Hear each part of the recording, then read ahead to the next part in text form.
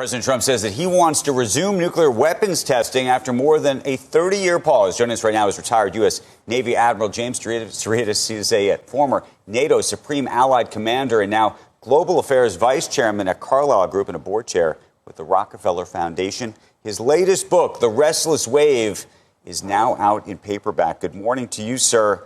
Help us understand what's going on here. And, you know, we were talking about it just yesterday, the timing of all of this in relation to this conversation that he was having with President Xi. Related, not related? What do you think?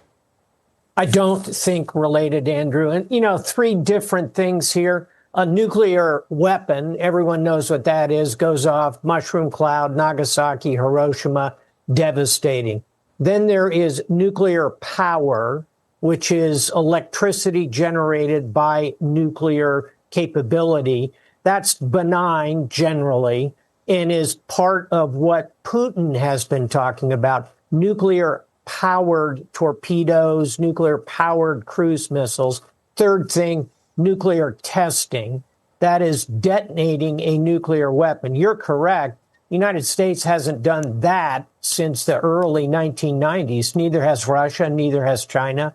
I hope we can avoid that. The only country that's done a nuclear test, detonating a nuclear weapon of late, is North Korea. I think it's unlikely to happen. And I think President Trump probably conflated nuclear power because Putin was talking about all of his new nuclear powered weapons. So President Trump kind of converted that to, we're going to do nuclear testing to keep up with them, to show them we're strong. I'm all for showing them we're strong. I'm not for nuclear testing, and I doubt the president actually is either.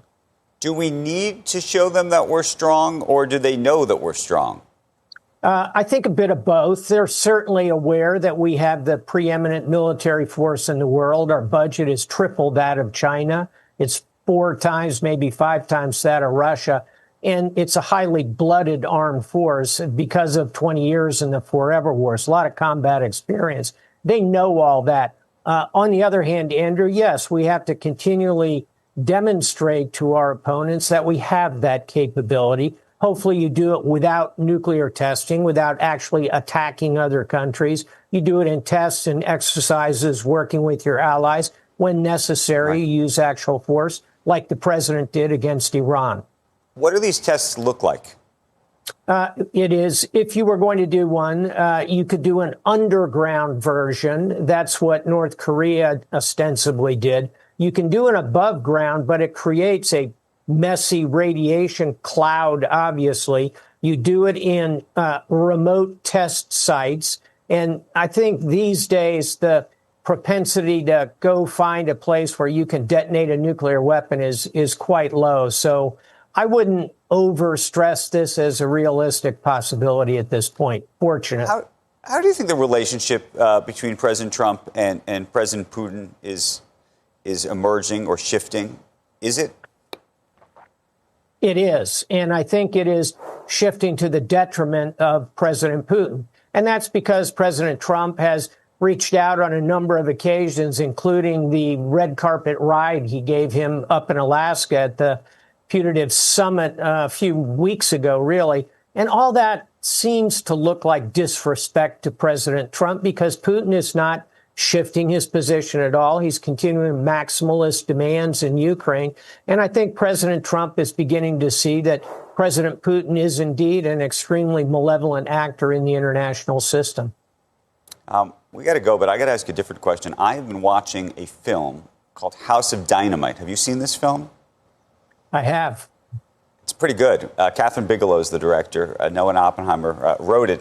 And there's been a brouhaha about the film because the Pentagon apparently believes that the film, which effectively suggests that some of our capabilities to prevent a nuclear weapon being shot at us, and in the film it doesn't work, meaning the sort of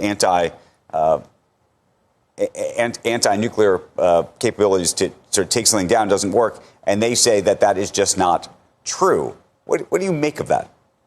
As usual, the position of reality is somewhere in between these 2 points. Neither should we feel we are completely vulnerable and there's a fictitious missile defense system out there, nor should we feel it is a 100% reliable system. Percentages, our system, in my view, are in-ground interceptors, which is what the film surrounds, would have, if you did a shoot 2 missiles, look and see if you hit, shoot a third, a salvo of missiles, our percentage kill would be very high. Nothing is 100%, Andrew. Last thought, when I was a 3-star admiral, I was chief of staff to Don Rumsfeld, a very hard job. And during that time, I did a lot of these exercises alongside the Secretary of Defense and the National Command Authorities. We trained to that. We're ready to go if we have to. From what I saw in the film, I think it overstates the concerns we ought to have. But it is a wake-up call always to look at this. Anytime you can imagine a dark scenario, you can kind of reverse engineer it and improve your situation. In that sense, I commend the film.